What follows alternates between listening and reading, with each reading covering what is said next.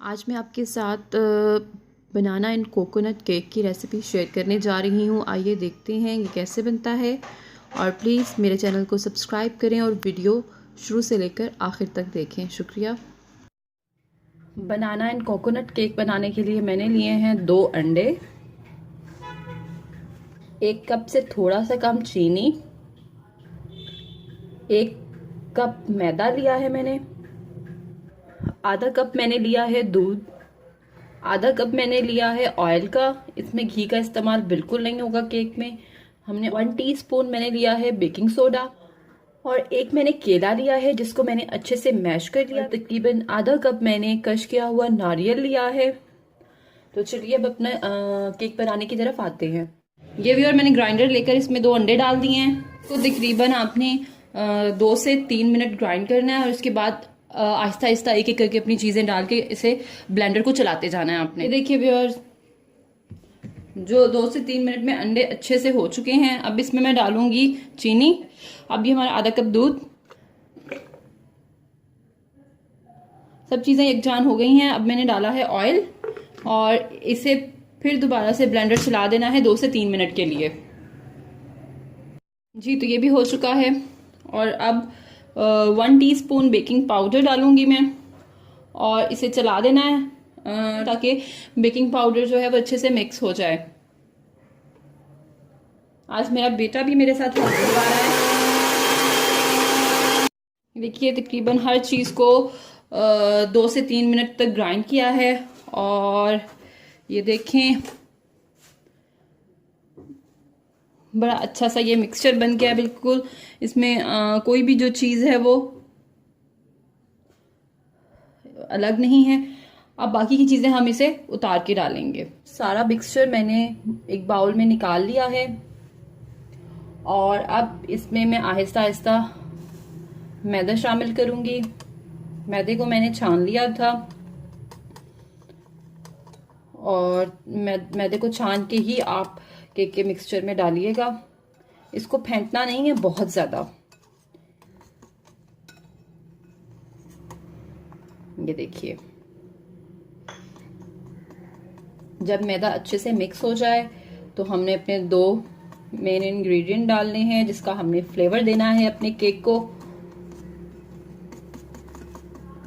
और सबसे पहले है कोकोनट।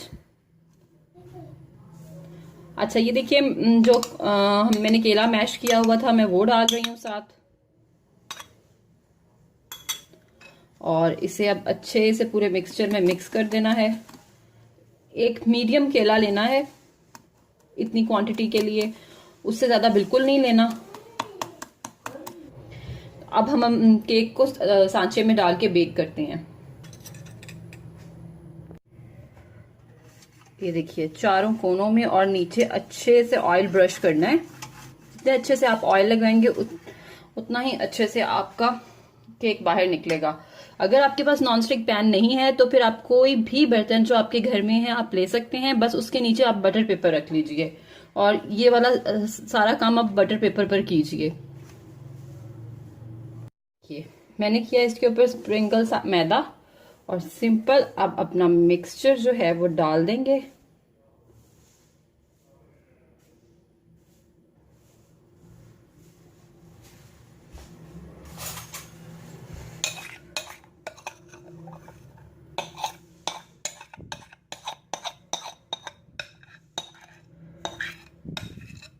ये हमारा मिक्सचर हो गया है तैयार। अब हम केक को ओवन में नहीं, ओवन के बगैर बनाएंगे ताकि जिनके पास ओवन नहीं है वो भी आसानी से इस केक को बना सकें और एंजॉय कर सकें।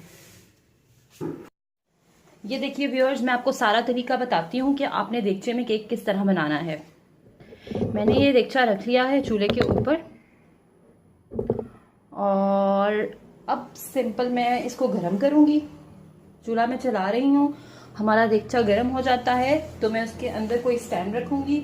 आप कोई भी स्टैंड अंदर रख सकते हैं। अगर आपके पास स्टैंड नहीं है तो कोई पत्थर, कोई ईंट, किसी से भी आप कोई भी चीज आपने नीचे रखनी है।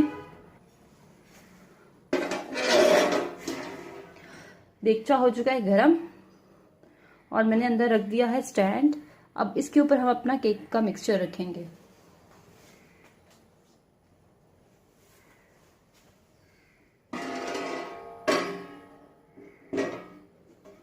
ये देखिए, केक का मिक्सचर रख के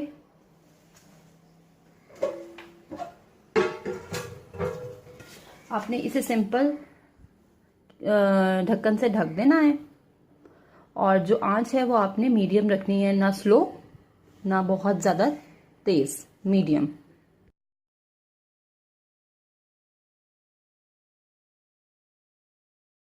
देखिए व्यूअर्स, और मैंने ये आधे घंटे बाद चेक किया था केक जगह जगह से।